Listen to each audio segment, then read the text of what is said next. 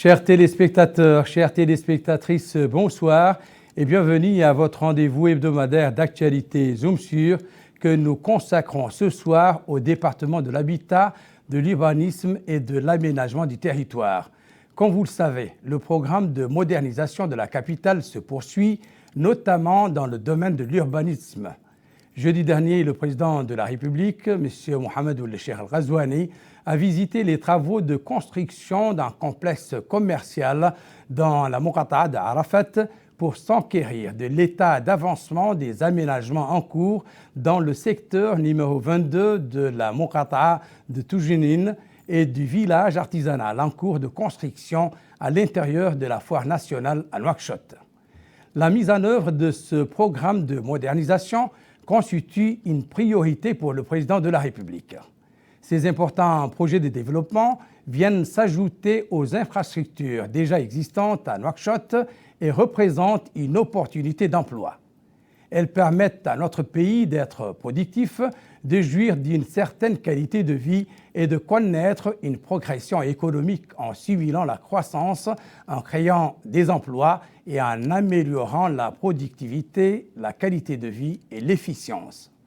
Pour débattre de ce sujet, nous avons invité sur ce plateau Mme Maimouna Mentahmed Salem, directrice générale de l'Agence du développement urbain. Mais avant de passer au débat, je vous invite à suivre ce reportage de Mohamed Khattat qui revient sur ses visites.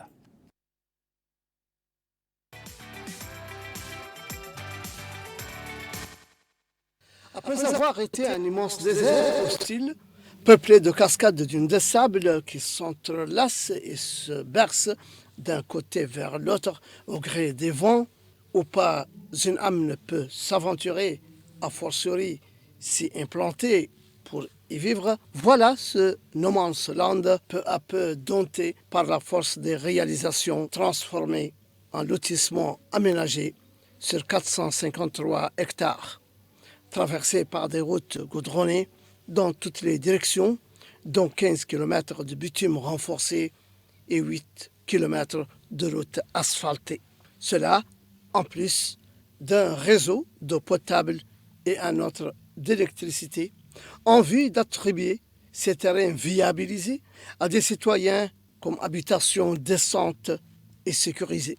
Ce sont désormais près de 13 000 parcelles de terrain qui sortent du néant pour servir de domicile et de cadre de vie idéal, bâtis sur des critères d'urbanisation répondant aux normes de qualité et aux besoins de la vie de tous les jours des citoyens, tenant compte des infrastructures de base, notamment avec la construction de 3 écoles, un collège, un lycée et 10 magasins de distribution de denrées alimentaires subventionnés.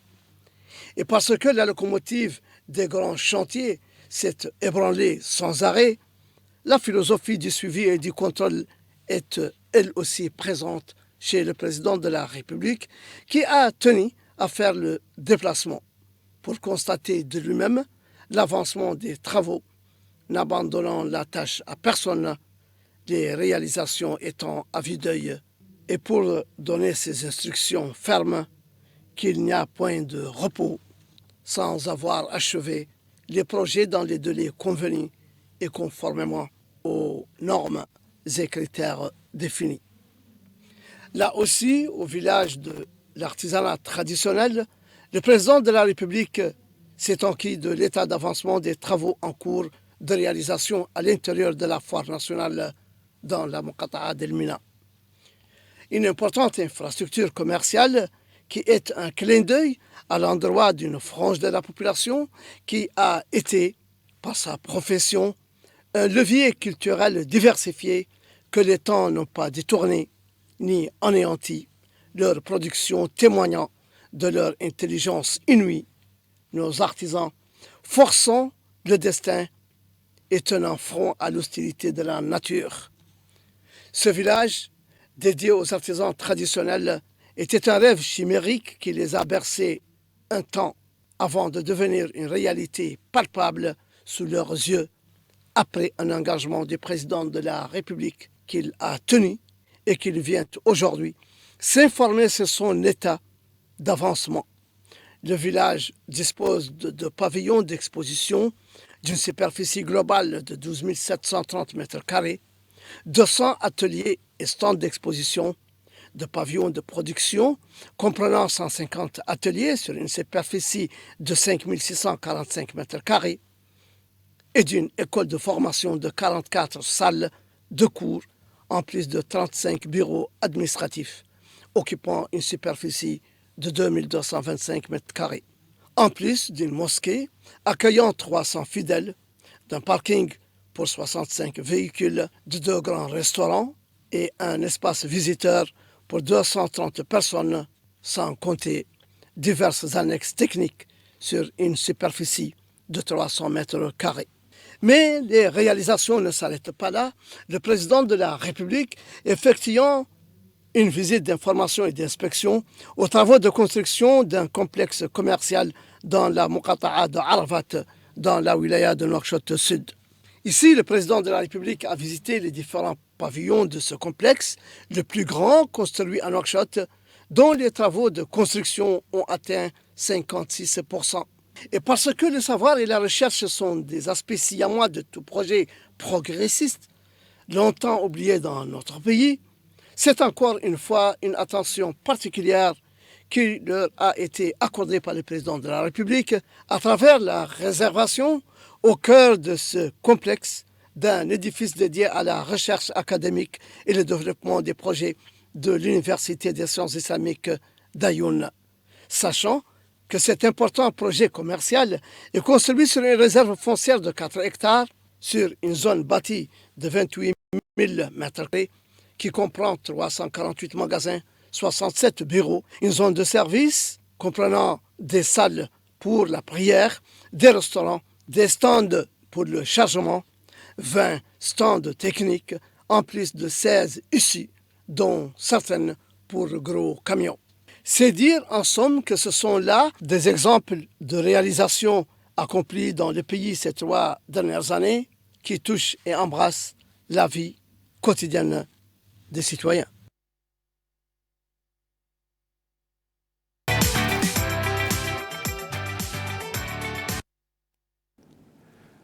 Merci Mohamed Khattat. DG, rebonsoir. Merci de venir vous prêter à nos questions. Et pour commencer, est-ce que vous pouvez nous édifier sur ces 3 projets de développement en cours de réalisation? Tout d'abord, merci de nous avoir invités pour cette émission. Donc, les 3 projets dont vous avez parlé, le premier, c'est le secteur 22. Donc, le secteur 22, c'est un projet d'extension de la ville de Nouakchott. Donc, qui veut dire extension de la ville de Nouakchott, veut dire création de nouvelles parcelles, de nouvelles zones d'habitation pour étendre la ville de Nouakchott et abriter les citoyens qui aujourd'hui n'ont pas de parcelles viables dans la ville de Nouakchott et pour d'autres fins, bien sûr, du développement urbain de la ville. Donc, ce projet a commencé depuis décembre 2021. Et l'objectif, c'était de viabiliser une superficie de 453 hectares.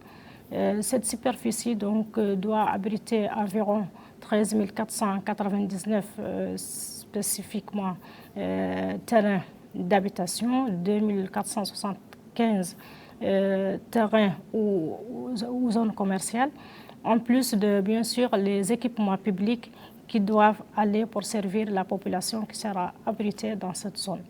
Donc, le deuxième projet que Monsieur le Président a visité, c'était le marché d'Arafat. Donc, qu'est-ce que c'est le marché d'Arafat? C'est un grand complexe commercial dans lequel donc, nous allons construire un grand marché vers 400 locaux commerciaux avec, bien sûr, les différents annexes commerciaux qui vont avec.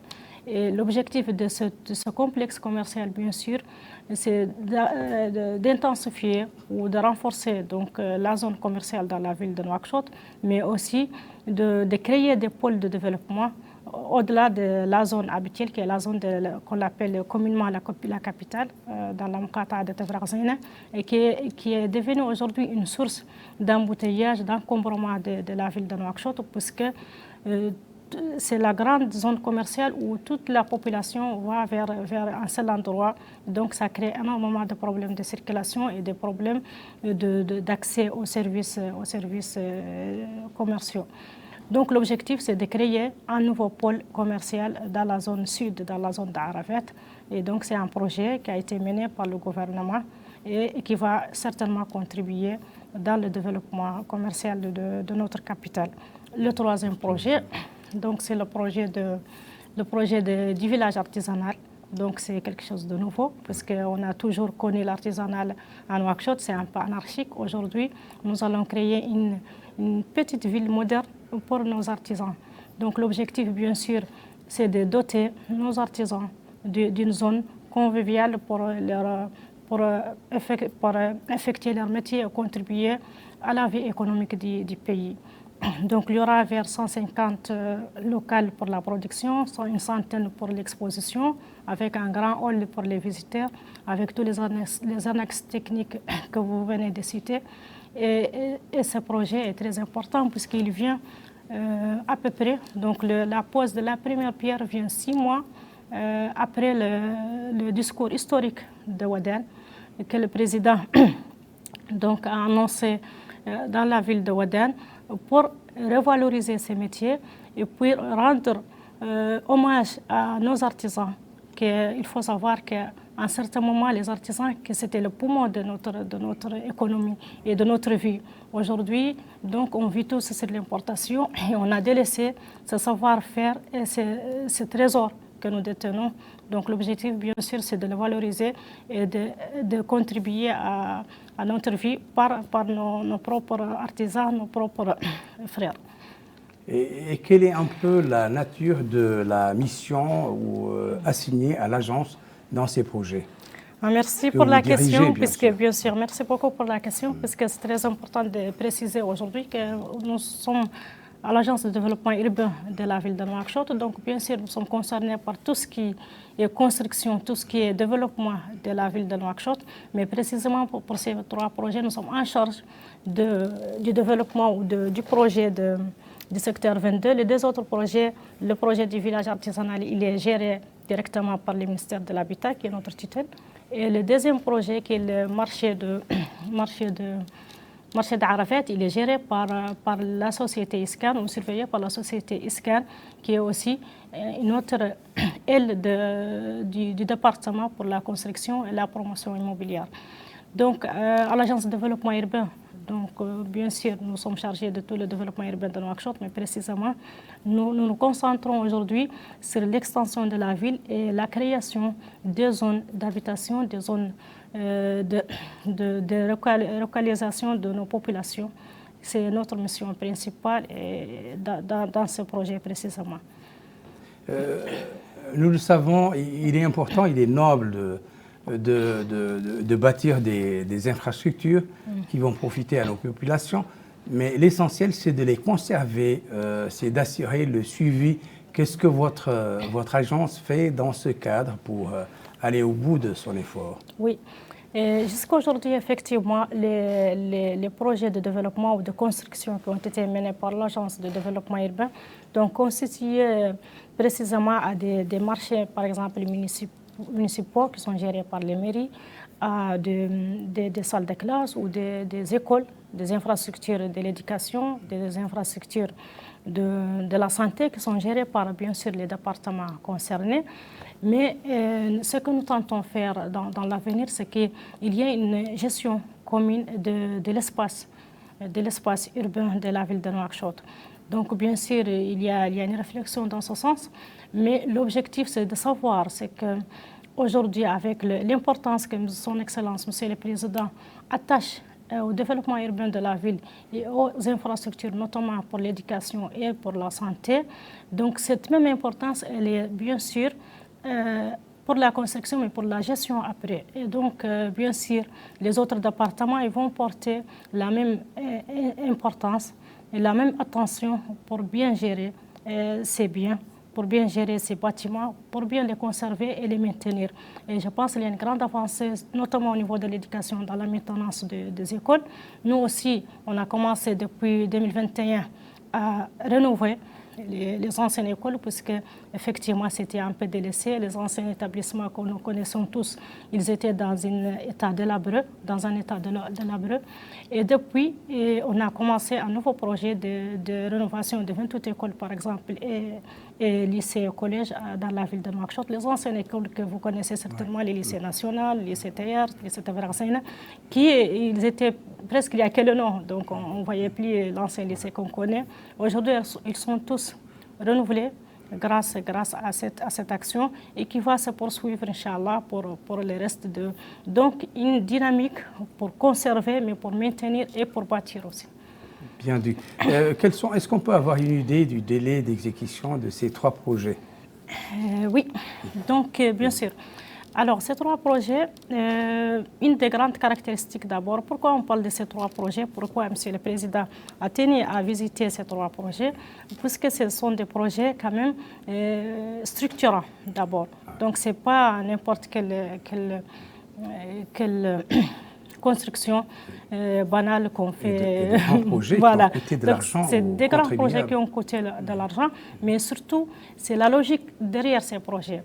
Parce que, par exemple, quand on parle du secteur 22, il y a eu beaucoup de secteurs qui ont été créés depuis les années 2000-2010. Il y a Nazahel, il y a beaucoup de projets, des zones, de nouvelles zones, l'extension de la ville que la ville a connue. Mais la spécificité de ce projet, c'est qu'on crée une nouvelle zone avec tout ce qu'il va avec comme infrastructure, tout ce qu'il va avec comme service. Et ce n'était pas le cas. Avant, on faisait juste un aménagement sommaire avec bien sûr sans réseau d'eau, sans réseau d'électricité. Et puisqu'on déplace après les populations et après, au fur et à mesure, on essaie d'apporter les services, ça devient beaucoup difficile.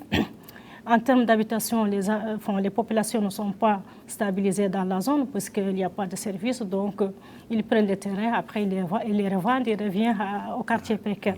Aujourd'hui, ce qu'on essaie de faire pour ce projet, c'est de créer une zone, on peut dire, un pôle de développement, où il y a tous les services, l'électricité, l'eau, les écoles, les lycées, le collège, même les points de distribution sont construits auparavant, même le commissariat de police. Et bien sûr, il y aura aussi les services commerciaux qui vont avec. Et donc, qu'est-ce que ça veut dire? Ça veut dire que le citoyen qui va habiter ici, il trouvera tous les services, peut-être même mieux que dans d'autres zones qui sont plus anciennes. Et donc, il va être quand même un facteur de stabilisation de nos populations. Et ça, c'est très important, c'est nouveau. Et ensuite, pourquoi on dit le projet est structurant pour le marché d'Arafat? On a dit que c'est un pôle de développement, c'est un pôle commercial qu'on crée au sud de la ville. Donc aujourd'hui, la femme qui va de Toujouni vers le marché capital, elle n'aura plus à traverser de femme à Carrefour Madrid, mais elle ira directement. Donc ça va beaucoup, je pense. Il y aura un grand impact sur la circulation, sur la satisfaction des besoins de nos populations. Aussi pour le marché artisanal dont on vient de parler, c'est une grande réussite qu'on a réussi déjà à lancer la construction de ce marché, puisque, comme je vous ai dit, c'est une première. Et on espère que ça va vraiment ajouter la valeur pour nos artisans. Ces projets aussi sont innovants, puisque pour toutes les raisons que je viens de dire, et ils sont exemplaires en termes d'exécution. Puisque pour peut-être la première fois, vous voyez 3 projets qui sont en avance par rapport à leur délai. Donc le marché, il est presque, le marché il est à peu près au délai, 56 par rapport à 64, donc c'est à peu près le délai. Le village artisanal, il est en avance. Le délai, on a amorcé, je pense, 20%, il est à 34%. C'est une première et c'est des grands projets, c'est pas donné. Le secteur 22 aussi, donc on est à peu près à 50% dans la partie construction, mais la partie aménagement, elle est déjà faite complètement. La partie route, elle est très en avance. Les routes stabilisées sont déjà faites depuis quelques mois et les routes bitumineuses sont en cours. La partie eau, ils sont à 60%. La partie électricité, ils ont un peu pris du temps puisqu'il fallait faire tout le bornage pour qu'ils puissent installer les poteaux. Mais ils ont déjà construit les points les petites chambres de transport. Et là, ils vont aller vers la mise en place des poteaux et du réseau primaire et secondaire. Donc, ce sont des projets exemplaires en termes de délai. Et ça, ce n'est pas venu du hasard, parce que, bien sûr, il y a eu toute une politique derrière ça pour rendre le projet, voilà, dans la passation, dans la préparation des cahiers de charges, dans le suivi quotidien, et hebdomadaire et mensuel par les différents intervenants, par nous comme agence de développement urbain, l'ADU, ISCAN, le ministère, et par bien sûr la tutelle, donc le ministère de l'Habitat, et par même la cellule de suivi des grands projets qui est logée à la présidence. Donc il y a eu toute une politique derrière pour que les projets ne prennent plus de retard, parce qu'on était habitué au retard dans les projets. On a mis 2 ans à peu près pour assainir tous les projets qui étaient, la situation de tous les projets qui étaient en retard, des écoles par-ci, des centres de santé par-là, des locaux administratifs. Donc maintenant, on se lance vers une nouvelle lancée de projets qui terminent au délai ou peut-être même avant le délai. Tant mieux. Est-ce que vos partenaires ont une part de responsabilité, effectuent des visites pour voir où est-ce qu'on en est, ou c'est justement votre département? Et que signifie pour vous cette visite du président de la République à ces projets, à ces grands projets? Oui. Donc, ce que je veux dire, c'est que tous les partenaires qui sont concernés par ces projets, en tout cas en ce qui concerne le secteur 22 que nous suivons en direct à l'Agence de développement urbain, sont très impliqués. Ils connaissent déjà l'importance du projet, puisqu'il y a aussi un comité interministériel qui suit ce projet à temps avec Monsieur le Premier ministre. Donc, il y a un suivi très intense par les autres départements, par le département de l'hydraulique et l'assainissement, par le département des équipements de transport, par le département de l'énergie, du pétrole, l'énergie et des mines. Donc, ils sont tous au courant, comme je vous ai dit, parce qu'il y a une préparation derrière. Il y a des hommes et des femmes derrière ça qui suivent ça et qui essayent de lever tous les goulots d'étranglement pour que le projet, pour qu'il n'y ait pas de retard. Et la visite du président, bien sûr. Ah oui, bien sûr. Donc la visite du président, comme je vous ai dit, c'est très signifiant pour nous et pour les entreprises d'exécution, bien sûr. Et puisque là, ils voient que ce projet, ce n'est pas uniquement l'agence qui est en train de faire la pression sur tout le monde, mais c'est un projet très important pour M. le Président, mais aussi pour le pays. Et qu'on est engagé sur des délais sur lesquels on a des engagements avec les populations et avec le gouvernement. Donc c'est très important, bien sûr, ça va apporter bien sûr de la valeur ajoutée et ça va apporter aussi d'une attention particulière pour nous et pour nos partenaires et les autres départements. Est-ce que ces projets vont créer, et c'est peut-être le cas, des opportunités d'emploi?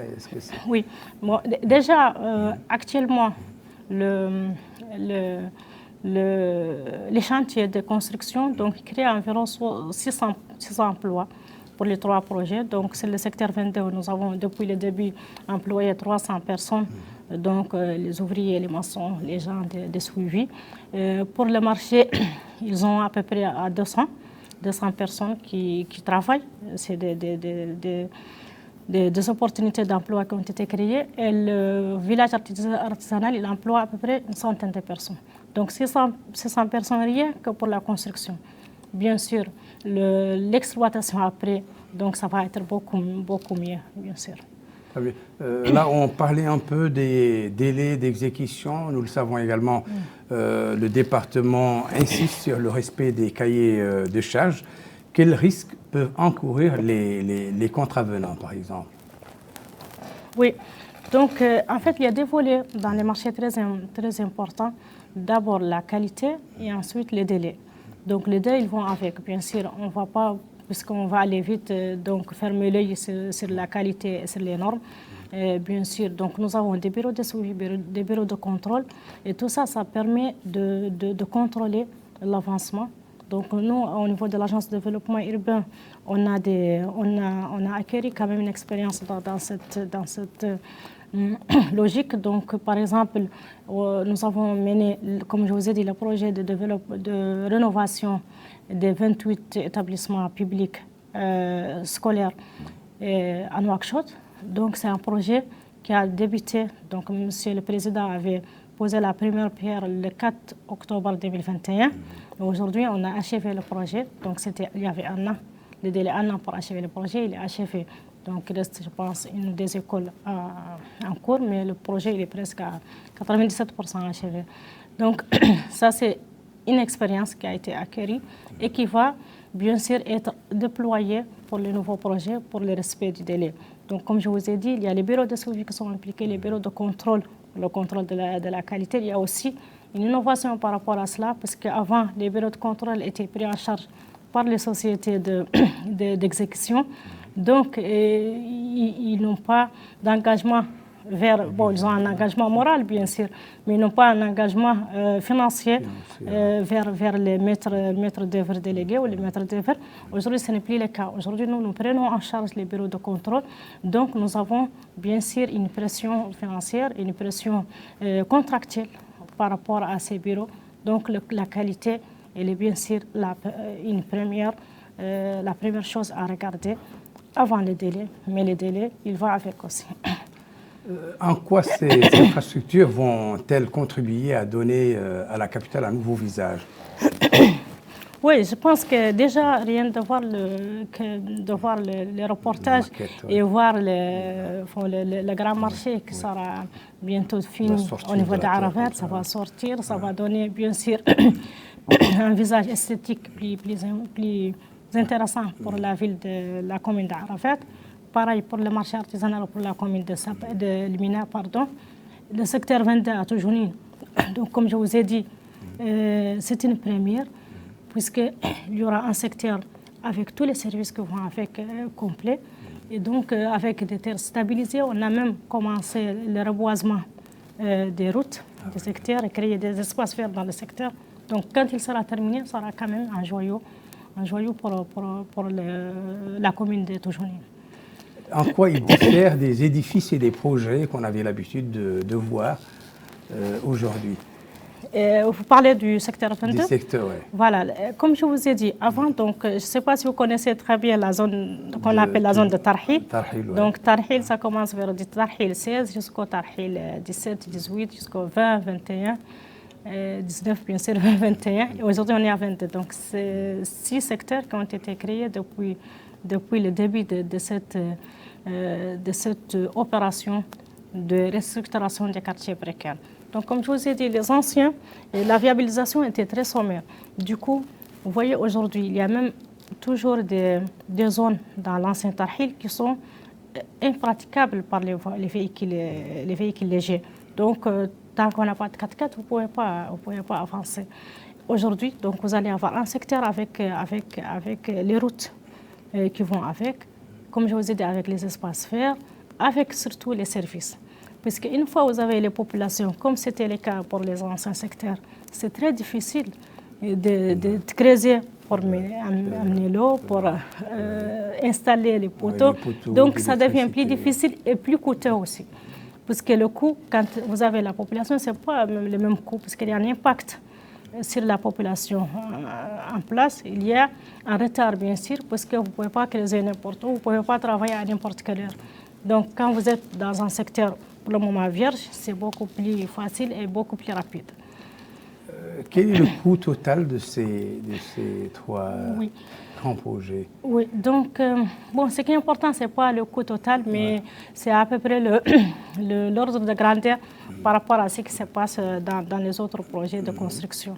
Donc, si on parle du marché, c'est un projet qui a coûté à peu près 10 millions de dollars. Donc, c'est vers les 3,5 milliards d'ouguiya. Et quand on regarde par rapport à la surface bâtie, c'est un coût vers 115 000 ouguiya au mètre carré. Donc, c'est dans la norme. Pareil pour le village artisanal. Donc, je pense qu'il a coûté vers les 4 milliards pour à peu près une superficie bâtie similaire, mais avec beaucoup d'espace aménagé. Donc, c'est à peu près les mêmes ordres de grandeur. Pour le secteur 22, Effectivement, là, c'est différent, puisque c'est un aménagement de toute une zone. Donc, là, on a calculé le coût de tout service confondu. Ça veut dire la construction des écoles, des points de distribution, l'aménagement, donc le terrassement de la zone, les routes bitumineuses, les routes stabilisées, les réseaux d'eau, les réseaux électriques, et le reboisement, le bornage. On a tout compté. Ça revient à peu près à 300 000 ouguiya au lot. Ça veut dire le terrain. Le coût d'un terrain viabilisé avec cette expérience, ça coûte à l'État 300 000 ouguiya, anciens ouguiya, donc 30 000 MRU. Et c'est très abordable puisque c'est une zone viabilisée. Donc avant, vous achetez un terrain dans les zones qui ne sont pas viabilisées, il coûte beaucoup plus. Aujourd'hui, c'est un terrain dans la zone viabilisée. Ça, c'est un coût à peu près moyen pour la zone d'habitation et la zone commerciale. Donc si on diffère les deux, le coût d'habitation, il est beaucoup moins cher, moins cher pour l'État de créer cette zone. Donc c'est quelque chose, on trouve que c'est une très bonne expérience puisque le coût à la parcelle, il n'est pas très grand. Il est à la portée Il est à la portée. Bon, alors que l'objectif, c'est de pouvoir vendre ces terrains, mais on doit calculer qu'est-ce que ça va coûter pour l'État. Ça, c'est notre rôle, puisque si on veut refaire la même expérience pour étendre la ville dans un autre endroit, il faut qu'on sache combien ça va coûter à l'État. Alors que c'était une zone très difficile. Les autres, peut-être, côté de Nouakchott, c'est moins difficile. Mais cette zone, c'était des dunes de sable carrément. Donc, vraiment, c'était pas évident de la viabiliser.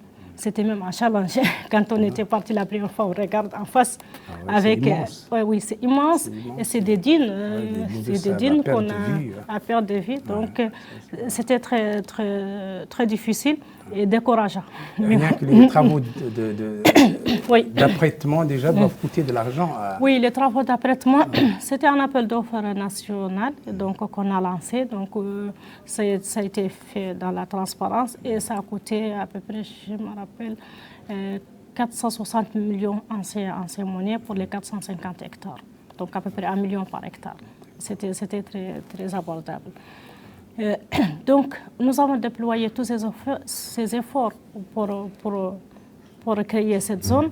Nous pensons que le développement urbain de la zone de Nouakchott, comme le dit le SDO, ça veut dire les schémas directeurs d'aménagement et d'urbanisme de Nouakchott, qui a été approuvé qui a été bien sûr élaboré par le département de l'ISCAN et approuvé après en 2020 par le Conseil des ministres, par le gouvernement. De ce plan-là, c'est l'occasion d'édifier un peu nos téléspectateurs sur ce fameux plan urbain de Nouakchott. Voilà, donc ce plan urbain de la ville de Nouakchott, vous avez raison de poser les questions.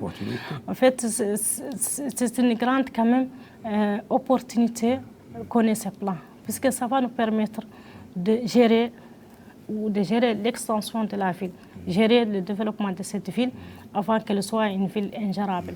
L'objectif de ce plan, bien sûr, c'est de voir tous les aspects d'extension de la ville, extension urbaine, extension en termes de services, le côté environnemental avec les espaces verts, avec la gestion de l'assainissement, et l'assainissement, surtout les eaux pluviales.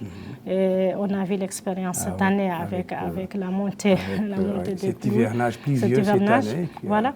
Donc, ce document nous permet d'anticiper ces phénomènes. Malheureusement, donc, il a été élaboré en 2018. Le processus d'approbation a pris le temps. Donc, il a été approuvé en février 2020. Et nous, à l'Agence de développement urbain, donc, on était mandatés par notre département, notre titre, pour la mise en œuvre de ce schéma directeur. Donc, on a lancé une première fois, un premier séminaire qui regroupe toutes les parties prenantes. Ça veut dire tous les départements concernés, ça veut dire tous les élus, toute l'administration locale, et même les députés, les partenaires techniques et financiers de l'État. Donc, on les a regroupés pendant 2 jours. On a débattu ces schémas directeurs et on a débattu notre vision ou notre plan pour la mise en œuvre de ces schémas directeurs. Donc là, ça a été approuvé à peu près par les départements. Bien sûr, ils ont apporté les remarques pour le plan de développement, le plan de mise en œuvre. Et donc, ça va commencer. Nous sommes là-dessus. Donc, je ne vais pas anticiper parce que le projet est en cours de validation au niveau du ministère, de la primature, bien sûr, et des organes de validation que nous avons. Mais l'objectif, c'est de commencer avec les projets de priorité. Quels sont justement les projets de priorité? Donc, les projets prioritaires dans ce plan, il ne faut pas que j'oublie pourquoi j'ai parlé du plan. C'était pour gérer l'extension de la ville. Mais le projet prioritaire de ce plan, c'est d'abord stopper l'extension horizontale de la ville. Donc, il y a des idées très, très intéressantes. Tout d'abord, c'est de créer une rocade. Donc, ça veut dire que c'est une route qui entoure la ville de Nouakchott, qui entoure la ville selon les limites à 2040. Ça veut dire les limites qui sont fixées par le SDO, approuvées par le gouvernement pour dire en 2040, la ville ne doit pas dépasser ici. Donc, on va créer une rocade. Donc, ça, c'est le premier projet prioritaire. Comme ça va stopper l'extension de la ville. Derrière la rocade, il faut créer ce qu'on appelle la ceinture verte. Donc, parce que une fois que vous avez la rocade, les gens ils vont avoir l'intention pour créer des habitations derrière la rocade. Parce qu'on va dire que c'est une route. Donc, chez nous, une route, ça veut dire qu'il y a construire des boutiques, etc. C'est le squat de l'espace public également. Et donc, avec la construction de cette route, il doit y avoir la construction de l'espace vert. Mais ce sera vraiment, normalement, un espace vert comment dirais-je, sacré. Ce n'est pas comme les espaces verts qu'on crée et après on aménage un terrain, etc. Donc ça, c'est les deux projets prioritaires. Ensuite, il y a un autre projet prioritaire qui est très important, c'est pour l'évacuation des eaux pluviales. Parce qu'aujourd'hui, on n'a pas de moyens pour les évacuer. Qu'est-ce qu'il dit le SDO? Il dit qu'il faut créer des canaux qui sont liés à la mer, à l'océan, et ces canaux qui peuvent après, on fait ce qu'on appelle un assainissement local, puisque aujourd'hui il est presque très difficile de créer un réseau d'assainissement pour toute la ville de Nouakchott. Donc un assainissement local qui conduit les eaux pluviales dans ces canaux et qui vont les conduire directement dans l'océan. Donc c'est très important. Le quatrième projet prioritaire pour le SDO, c'est les espaces verts. Et là, on peut dire qu'on a déjà commencé. Donc, nous, à l'Agence de développement urbain, on a déjà en cours un marché, un projet pour créer 25 espaces verts dans la ville de Nouakchott. Donc, les endroits sont déjà choisis. Le marché est déjà lancé, un marché international qu'on a lancé. Elle a été attribuée à une société mauritanienne qui est en train de s'installer pour créer ces espaces verts. Mais le SDO prévoit plus que ça. Il prévoit de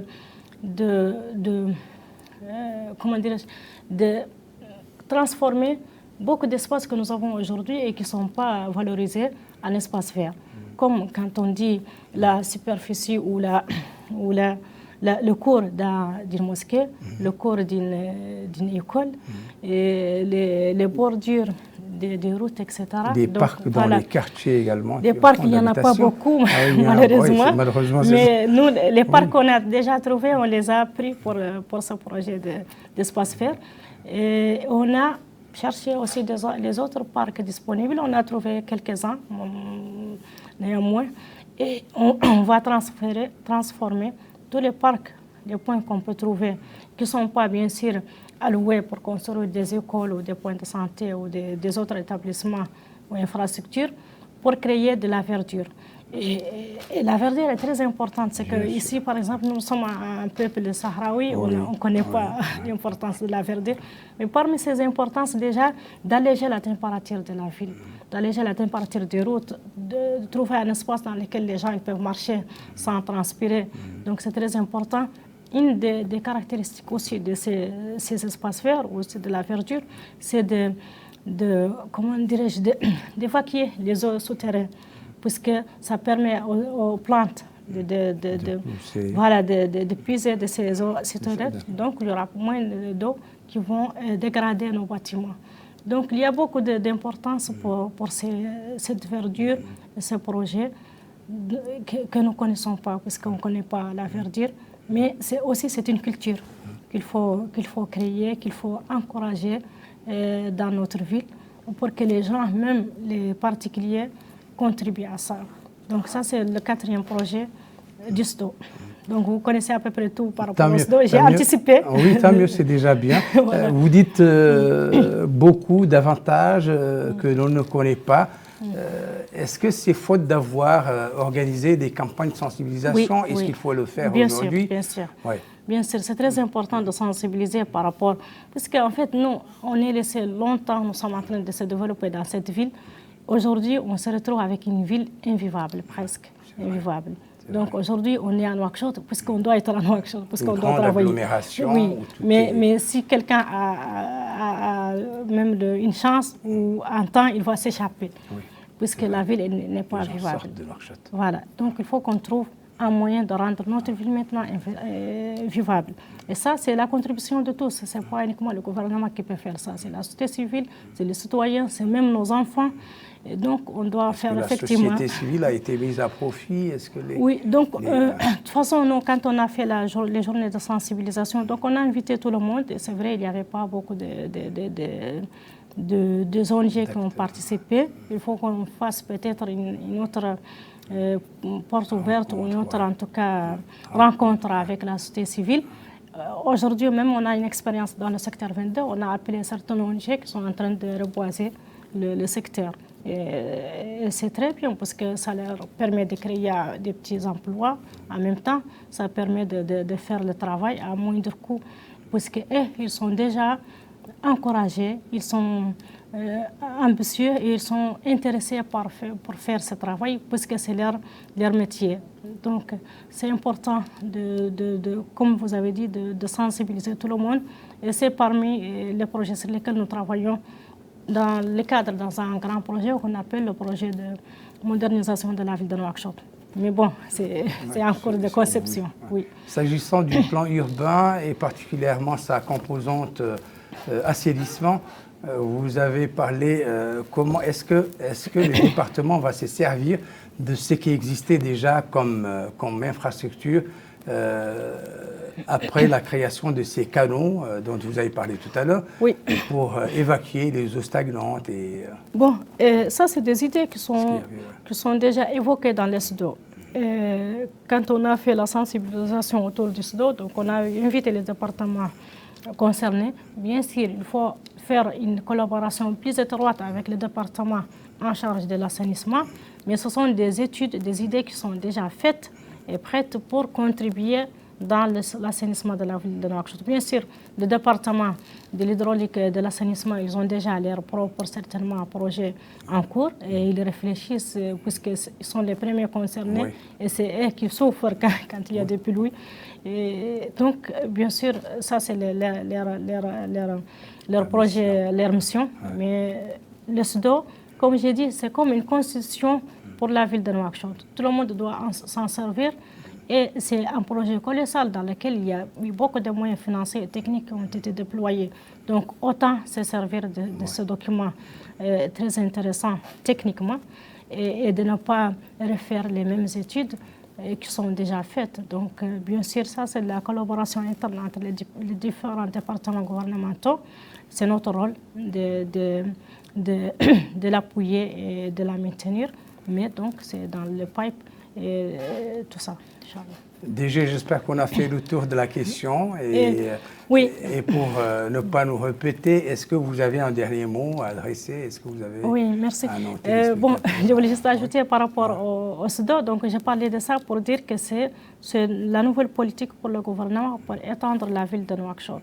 Donc, le projet du secteur 22, c'est une expérience, mais comme le SDO, il limite la ville jusqu'en 2040, les limites de la ville, les zones d'extension sont déjà connues. Donc, on ne doit pas sortir de ces zones.